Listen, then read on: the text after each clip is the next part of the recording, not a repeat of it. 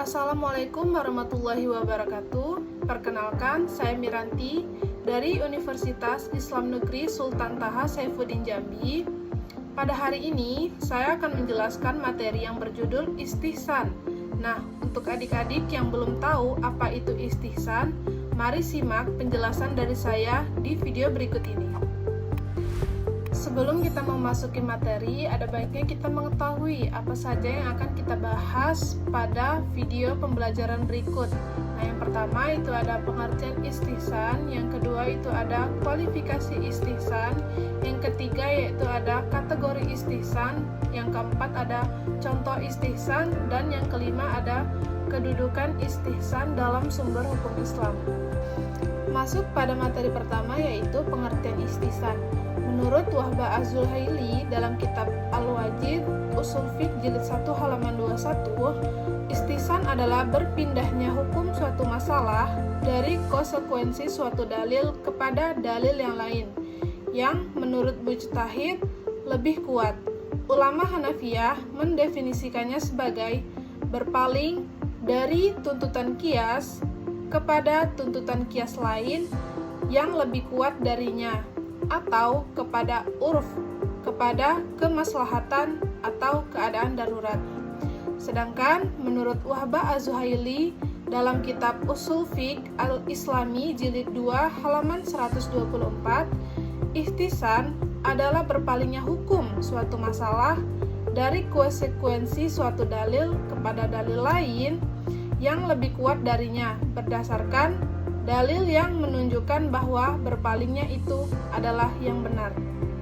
Nah, pendapat lain juga ada yang mengatakan istihsan dalam konteks hukum Islam merujuk pada salah satu metode penalaran hukum yang digunakan oleh para fuqadah atau ahli fikih untuk memberikan keringanan atau pengecualian dalam penerapan hukum Islam dalam situasi tertentu. Rina Juliana 2024 halaman 106. Di sini kita masuk pada materi yang kedua yaitu kualifikasi istihsan. Yang pertama, adanya dalil syara yang lebih kuat sebagai dasar berpindahnya hukum. Nah, penjelasannya yaitu istihsan tidak boleh dilakukan sembarangan atau hanya berdasarkan pendapat pribadi. Selanjutnya itu pertimbangan kemaslahatan atau kondisi darurat yang mendesak.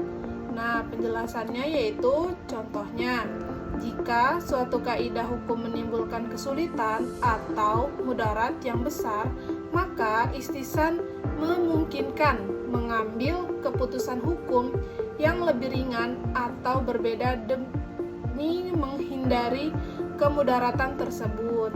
Yang ketiga, bukan keputusan yang didasarkan pada keinginan pribadi tanpa dalil. Untuk penjelasannya itu, istihsan bukanlah metode yang membolehkan seseorang mujtahid mengambil keputusan hukum berdasarkan hawa nafsu, keinginan pribadi, atau pertimbangan subjektif semata. Dan yang keempat yaitu, istihsan merupakan pengecualian terhadap kaidah umum dengan tujuan merealisasikan maqasid al-syariah. Nah, istihsan ini biasanya diterapkan sebagai pengecualian terhadap hukum umum atau kulli yang berlaku dalam suatu masalah dan bertujuan untuk mencapai maqasid al-syariah, yaitu tujuan-tujuan syariah seperti menjaga agama, jiwa, akal, keturunan, dan harta. Selanjutnya yaitu masuk pada materi yang ketiga, ada kategori istihsan, dan yang pertama itu berdasarkan sandarannya. Nah, istihsan berdasarkan sandarannya ini dibagi lagi menjadi 6. Yang pertama yaitu istihsan bin an-nas atau istihsan berdasarkan nas atau dalil. Nah, penjelasannya yaitu istihsan yang didasarkan langsung pada dalil Al-Quran atau hadis yang menunjukkan pengecualian atau hukum khusus yang menguatkan perpindahan dari kaidah umum. Yang kedua yaitu ada istihsan bil al-ijma atau istihsan berdasarkan kesepakatan ulama. Nah, istihsan yang dilakukan karena adanya ijma para ulama yang menetapkan hukum tertentu sebagai pengecualian dari hukum umum. Yang ketiga itu ada istihsan bi al-darurah atau berdasarkan keadaan darurat. Nah, istisan yang muncul karena keadaan darurat atau kesulitan yang mengharuskan hukum yang lebih ringan atau pengecualian dari hukum yang ketat demi menghindari kemudaratan. Seperti penjelasan di awal, bagaimana sih jika seorang dokter yang lagi dalam keadaan darurat untuk pergi menyelamatkan nyawa seseorang pasien, namun di pertengahan jalan ia terkena lampu merah yang sedang menyala. Nah, dalam kasus ini seorang dokter tersebut bisa menggunakan istisan bil al-darurah, yaitu istisan berdasarkan keadaan darurat, karena keadaan dokter tersebut sedang darurat untuk menyelamatkan nyawa pasien tersebut, maka dokter tersebut boleh menerobos lampu merah tersebut. Yang keempat yaitu istisan bi al-urf atau berdasarkan adat dan kebiasaan. Istisan yang mengambil pembagian adat istiadat masyarakat selama tidak bertentangan dengan syariat. Yang kelima yaitu istisan bi al-maslahah atau berdasarkan kemaslahatan. Istisan yang dilakukan untuk mengutamakan kemaslahatan umum yang lebih besar dibandingkan penerapan kias yang kaku. Yang keenam yaitu kaidah raf al-haraj wa al-masyaqqat atau menghilangkan kesukaran dan kesulitan. Penjelasannya yaitu istisan yang bertujuan menghindari kesulitan dan kerusakan dalam pelaksanaan hukum. Misalnya, meringankan ketentuan hukum demi kemudaratan umat.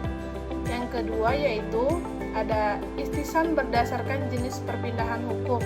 Nah, penjelasannya itu menurut definisi klasik, istisan adalah perpindahan dari hukum umum atau kuli ke hukum pengecualian atau juz'i karena adanya dalil yang lebih kuat atau maslahat yang lebih mendesak.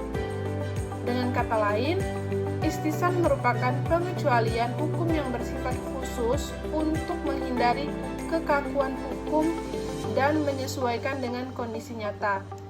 Dan yang terakhir yaitu ada istisan menurut mazhab Maliki. Nah, menurut mazhab Maliki, istisan ini dibagi lagi menjadi 4. Yang pertama, istisan dengan maslahat. Yang kedua, istisan dengan ijma atau kesepakatan ulama. Yang ketiga itu istisan dengan urf atau adat atau kebiasaan. Dan yang terakhir adalah istisan dengan kaidah raf al-haraj wa al-masyaqqat atau menghilangkan kesukaran dan kesulitan.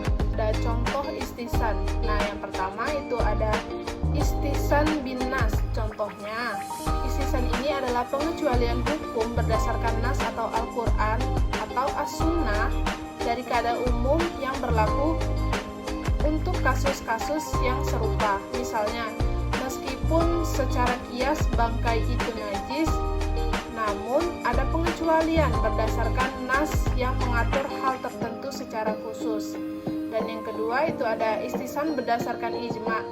Istisan yang terjadi karena adanya ijma atau pendapat ulama, baik ijma sahih atau eksplisit maupun sukuti atau diam, yang menetapkan hukum berbeda dari kias atau kaidah umum. Contohnya, ada hukum-hukum yang disepakati oleh ulama, meskipun bertentangan dengan kias yang biasa diterapkan. Yang ketiga yaitu ada istisan berdasarkan urf atau adat kebiasaan. Definisi kategori ini, istisan diakui dengan meninggalkan konsekuensi kias menjadi hukum lain yang berbeda karena adanya adat yang umum berlaku dalam masyarakat, baik dalam perkataan maupun perbuatan. Yang keempat yaitu ada istisan berdasarkan maslahah mursalah.